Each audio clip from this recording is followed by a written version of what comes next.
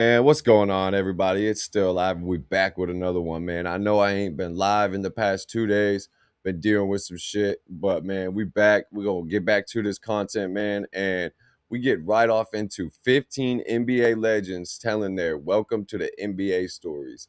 So it's basically just gonna be a bunch of legends telling stories about the first when they first got into the league and somebody who's been in the league for a minute showed them what the NBA was really about, man. We're going to get right off into this. Make sure you guys like, comment, subscribe.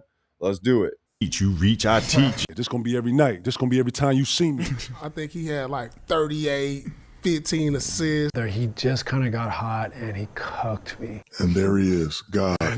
Every God. NBA player has that one story, that defining moment when it hits them. This isn't high school, this isn't college, this is the league. For some, it came the hard way, getting schooled by a veteran. For others, it was standing across from their idol for the very first time. Sometimes it was a dunk, sometimes a crossover, and sometimes just the sheer speed of the game hitting them all at once. Some players laugh about it now, others say it humbled them, and a few admit it lit a fire that drove them for the rest of their careers. But here's the truth. Every legend has one. No matter how great they became, every single one had that moment Facts. where the NBA Facts. Every young kid coming into the league, especially legends like LeBron and Kobe and Kevin Garnett and Allen Iverson, the few that came from the league, Tracy McGrady, came straight from high school. So they were 18, 19 in their first year. They didn't play college and everything.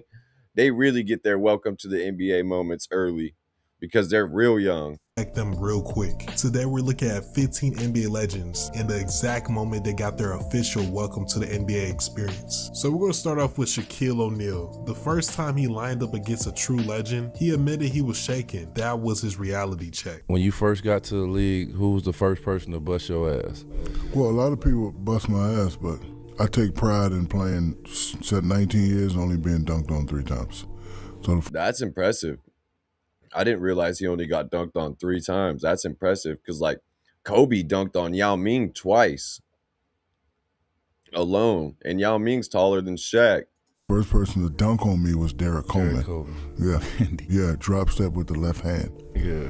Like a lot of people bust my ass. Ewing bust my ass. Robinson bust my ass. Akeem bust my ass. Yeah, you got to think Shaq came in the league, what, in 94 or 92? 92? Something like that.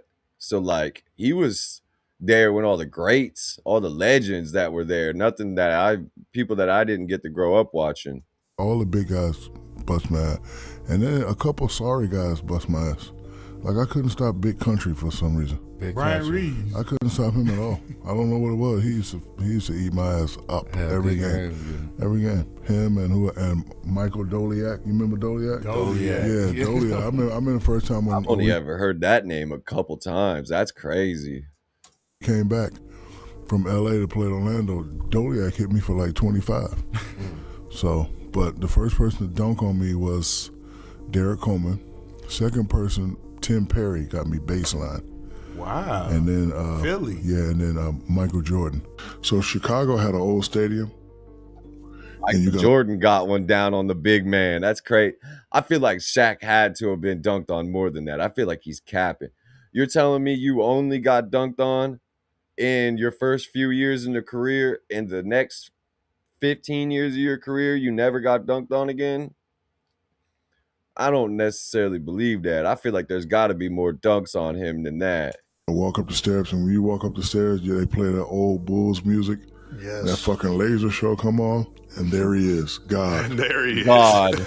He said, there he is, God. Same God that was on your poster in high school and college. Yeah. And he's there. He acknowledges you, but he gives you a look like, motherfucker, I'm about to kill you. Like, because I see him, I'm like, what's up, man, motherfucker? Like, I'm like, oh shit, man. It's the first time I got, and then like you go for a shot, and he's right there, and he comes down, he doesn't move, and I'm like, this motherfucker's perfect. The fuck is perfect. But the moment that changed it was, That's a he came crazy perfect. picture. Young Shaq trying to block MJ, man. Prime MJ. This is when MJ was still winning rings. But the moment that changed it was, he can't, like, even though I'm terrified, I'm never going to show you I'm terrified. So he came off a screen one time and he shot. I didn't block it, but I was right there. I was like, aha, he's human. Human. I think I figured that. So after that, I was okay. But the first time going to play against Jordan, I was freaking, my heart was going, and then I was like, you know what? He's Mike, but I have to play well. I didn't do bad, I didn't do great, but I think I held my own, but I was terrified out there. Not every player's welcome to the league moment comes from fear. Sometimes it's about skill. For Stephen Curry, it was realizing just how fast, precise, and unforgiving the NBA really is. Cole. He was a $190, so Cole was the first one in preseason. It didn't really count because it's preseason. Cole went at you in It was at the preseason? Forum too, so it was at like the iconic arena. yeah. Then the second dude was Brandon Jennings. Brandon. Brandon Jennings had a DJ. double nickel against us. Ooh, that crossover was smooth. Crossover to the pull-up was smooth. Brandon Jennings. Brandon Jennings, that sounds super familiar. I feel like I should know that. Brandon Jennings had a double. That's nickel smooth. against us. Between the legs, little crossover. Ooh, that was smooth. With the fucking I remember that. Alonzo Mourning's welcome to the NBA came the hard way. He got put on the wrong end of a poster. One dunk was all it took to let him know this league was different. That year, what do you think was your welcome to the NBA moment? MJ. Pippen gets it to Jordan. Michael challenges and slams. That's him on the end of that play. I know that play. MJ screaming, like fucking just the emotion coming out of him, looking like a grown-ass toddler screaming over a toy. Pippen gets it to Jordan. Michael challenges and slams. Look at that face. Join Planet Fitness for $1 and get up to 3 free months of Apple. Looking like a grown toddler screaming over a toy. Taco Bell's new $3 I didn't realize that's who. I don't know who that player is. I never heard of him. grilled steak and new pepper. Took a breath before he said it.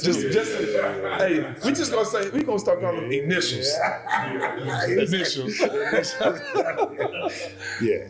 MJ did it. When he dunked on me. Oh, yeah, he dunked on me, screamed, he flexed and screamed. I was like, man, I because I remember had that blocked one. a bunch of shots, he came on. It was like, the roar after he dunked on me, man, I was like, You okay. could see it. He's like, ah. Yeah. At home or in Chicago? Oh, it was at home. Oh, he got me good.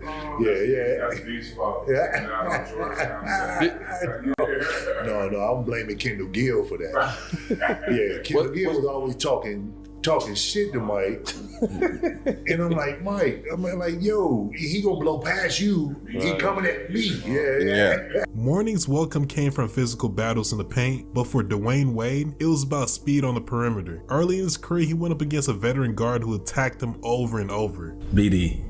BD. Boom. BD used to tear me up, bro. He was so nice. His handle, he had a crazy handle. The Diddy Bob. He had a tray ball. Strong, athletic, and he was a dog. Yeah. You know what I'm saying? Like, I don't know who that is. I never heard that name. Another dog when you sense one. When you see one, I roll up to him and say, oh, you're a dog. Yeah. BD was the first one. And then bro, it was crazy. Giving it to him. I remember like my rookie year, we wound up making the playoffs like last minute. We was like going into the last game. We was like, we gotta win this game to get 8th seed. But somebody else won, somebody else lost, and whatever. We ended up getting 4th seed. Yeah. So we in the locker room celebrating like, yeah, baby, we getting the extra money. 4th seed, we got home court. And like, who we play?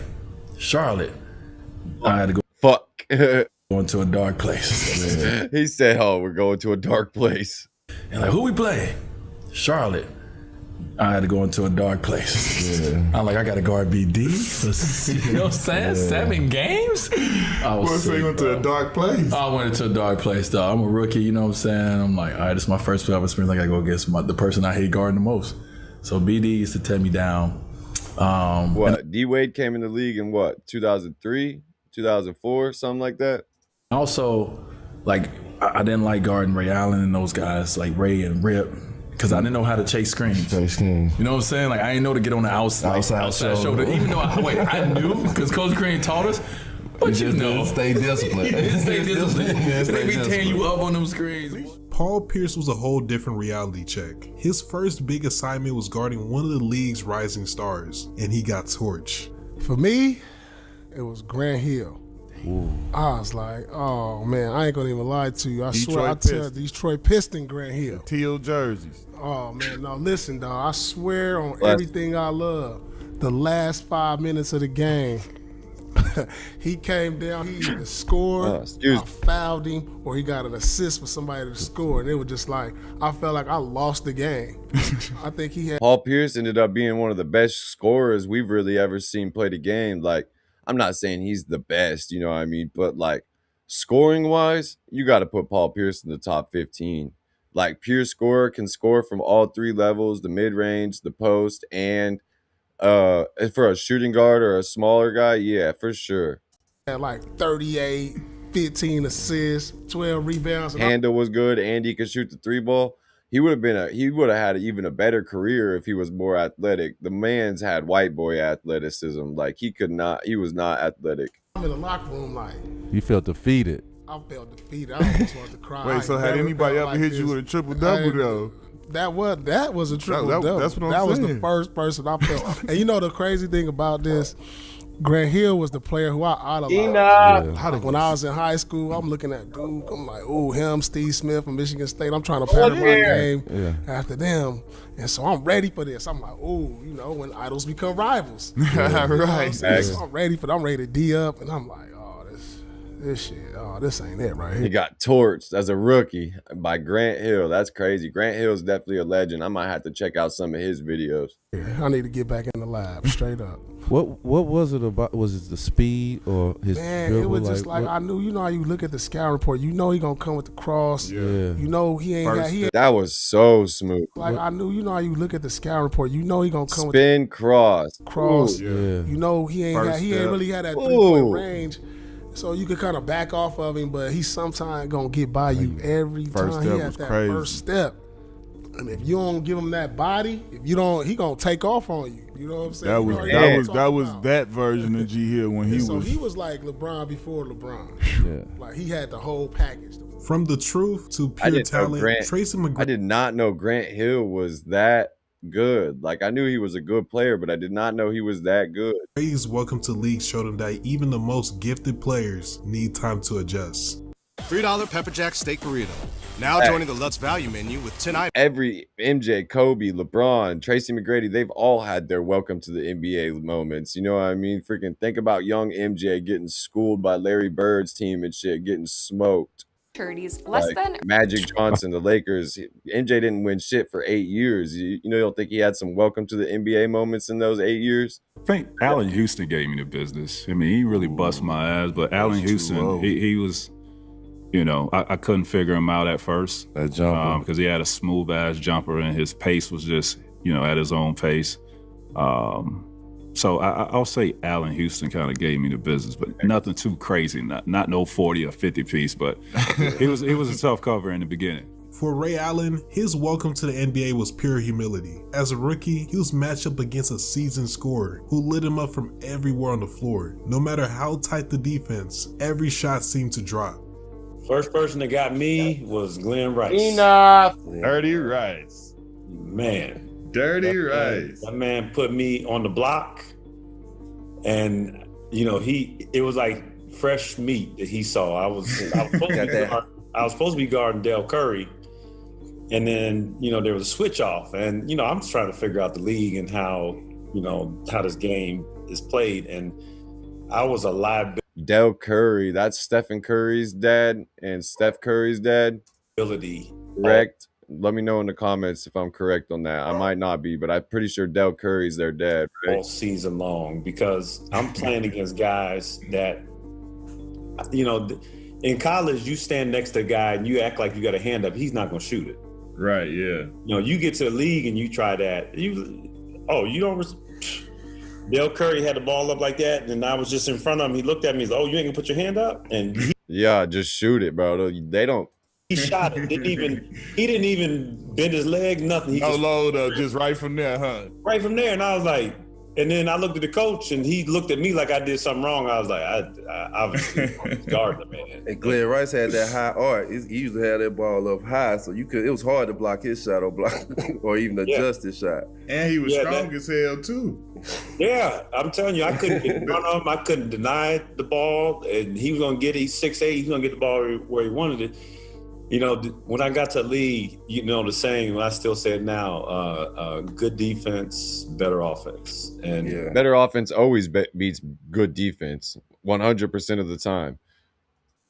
You don't realize. Like, there's so many plays when I watch Kobe and shit, I'm like, that's great defense. It was just better offense. Kobe just still hit the shot somehow. That until you play in the NBA, because you can play perfect defense in the NBA, and the guy is still gonna score on you no matter what. Ray Allen's moment was about getting burned by a shooter. Patrick Ewing's came from when he threw down a dunk on a Hall of Famer, only to be dominated the rest of the game. That's when he realized nothing comes easy in the NBA. My first regular season game, we played against the Sixers. You know, I've looked up to Doc, I've looked up to Moses. You know, my whole life. Dude, the dude in the red is built weird. I'm not even gonna lie. What is that build? Tiny ass legs with that weird wide freaking, oh my god, he built weird as fuck. Skinny arms, wide right here, skinny, he built weird as hell. I've looked up to Doc, I've looked up to Moses, you know, my whole life, you know, in basketball, and I'm playing against these icons. And I remember the first shot, someone took a shot, it came off the board, I went over Moses' back and then boom, dunked it. Yeah. The rest of the game, Moses just wore my butt out. He was kicking my ass. I couldn't do anything right. He was just all over me. But yeah, Moses was the first. And he wasn't the last, but he was the first. For Kevin Durant, it was about physicality, and the setting made it even worse. In Denver's altitude, he went up against a scorer who bullied him all night. By the time KD got back on the team playing, he realized the NBA was a whole different world. Man, my first game was against Melo. You know, oh shit, matched up against Melo on your first game? Yeah, he finna give it to you. And AI, but I had to guard Melo, and he was what? I was 18, 19. He was probably what, 24? It's Denver. 23. Yeah. And you know, yeah. He's been in the league for a few years already. I never played that Denver altitude. I didn't really know too much about. And Melo just physical, you know. He'll duck you in the paint, hit you with the shoulder, and then he'll take you out, jab, pull over top of you. So you want to be physical, but you don't. Like, he just had you thinking too much on D. And we had a back-to-back that night. I got on the plane confused. Charles Barkley. He said, I got on the plane confused. Getting on the plane confused after a game is crazy. His experience was a toughness test. One of the league's enforcers took a shot at him. I missed my rookie year. And they had, you know, you saw Maurice Lucas and Daryl Dawkins going at it. So Maurice Lucas knocks the hell out of me during the game. And I'm a rookie, and I'm like, oh my God, I'm gonna get killed. Maurice is like the toughest guy in the NBA, and Maurice cold cocks me in the ribs. I'm on the ground, I can't breathe. And he did it and kind of ran away in the heat of the moment. And I was like, wow. And I'm admit I'm intimidated. It hit me, it hurt, and I said, so time out. I said, Moses, Maurice Lucas just hit me really, really hard. What should I do? He says, hit him back, big fella. Hit him. Yeah, what? Hit his ass back. Back, hard as you can. I said, what if he kills me? Trust me, big fella, just hit him hard as you can. I shook him up good too. I ran down to the other end, and he comes back down. He says, gives me a pat on the ass. Just want to see what you were made of, young fella. Just want to see what you were made of, big fella. Wait, welcome to the NBA. See, listen to your teammates. And I was like, cool. But a lot of guys will try to intimidate you. They don't really want to fight. They just want to see are you intimidated. Steve Nash's welcome to the NBA was about getting schooled. As a young guard, he was thrown against a veteran scorer who attacked him possession after possession. No matter what he tried, the shots kept falling. Like, you go around the league, you're gonna get it sometimes, right? Of course. But I remember one. Steve Nash is a small guard too, so like it was probably pretty hard for him coming into the league at the beginning. Same with Steph Curry and shit. You know what I mean? They had to fit into a role where they're amongst the giants now. One time. Because even in college and shit, like, yeah, there's a lot of big players in college, but there's also smaller players in college. It's not all like, once you get to the league, 6 foot in college, like there's people that are shorter than 6 foot in college, you know what I mean? But you get to the league and you're 6 foot, pretty small. You're one of the smallest people in the league, you know what I mean? Thousands of qualified students find the door. You're gonna have a tough time fitting in and figuring out how to play amongst the giants for a little bit at first.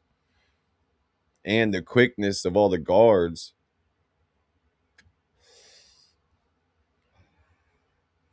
I mean, AI as a rookie was crazy, though. AI came into the league as a rookie. We played Sacramento, and Mitch Richmond was heating up. Oh, Lord. And I remember Danny was like, Rook, go in there and just get up in him. Like, you know, I mean, I'm not known for my defense, but when I was a young player, I guard a little more because I wasn't like burdened with offensive stuff. So they're like, you get in there and just make it difficult on him. That's one thing. Steve Nash did play terrible defense. And that's one of the reasons, like, I think he wasn't as great as he could have been. In a post triple double, but on the perimeter, get in. He should have never won that that MVP over Kobe. So like it was, you know, like he legit was like, I think you could throw him off his rhythm. Which most people listen to this now would be like, what? But but like that at the time, you know, that was how I got minutes in a sense. And so threw me out there. He just kind of got hot and he cooked me. And I just remember feeling so helpless. Like I couldn't do. Like I couldn't help because he was just brushing me off. A lonely ass feeling, especially as a young guard going out there and getting cooked by a legend. That's got to be like, oh god damn it. But you can't back down. You got to be right there the next play every time. And like shoot right over you. Like, but like no rim. You know what I mean? It was bottoms. Every time I was like, oh my god, this is embarrassing. Dominique Wilkins' welcome to the league cut even deeper. He finally got to face his childhood idol and ended up getting torched for 30 points. It was humbling, it was inspiring, and it made him realize that the NBA wasn't just a dream anymore. It was reality. Dr. J. Oh, Dr. J. God, Dr. J, man, maybe I need to do some freaking Dr. J is crazy. I used to love playing with Dr. J on the blacktop and shit on 2K when I was younger. Yeah, I'm gonna tell you. So when I first played against Doc, he had one of the most ridiculous dunk packages on 2K. Man, I said, man, I grew up wanting to be like you. I'm in awe because that's the doctor, you know. Yeah. And he had like 30 something against me, man. I wasn't upset. I wasn't upset. That's the doc. The doc. That's the doc. You know, I'm gonna get 30 on me. What he was doing. But you know, I had a good game against him. But I was proud to be on the floor with the doc. But playing against after the I doc. got over the I was like, okay, now, okay. After that, every time you seen it, it was on. It was on, you know. And we had great games against one another, but I have a lot of respect for Doc. Kevin Garnett's welcome came the hard way. Fresh out of high school, he was thrown into the fire. Matched up against a relentless scorer who showed him just how brutal the league could be, going at him all night long. The first person to welcome me to the league, as I call it, to bust my ass was Big Dog. A lot of people didn't know that Big Dog played 4 and 5 in high school, but had really 2 and 3 skills. Like he should have been a 3, but he slashed. I didn't have any problems with no lid or none of that conversation when it came to trash talk and all that, so I was used to whatever. I had just seen him in INT that summer, so I watched him. You know, we get to the league and Chicago program.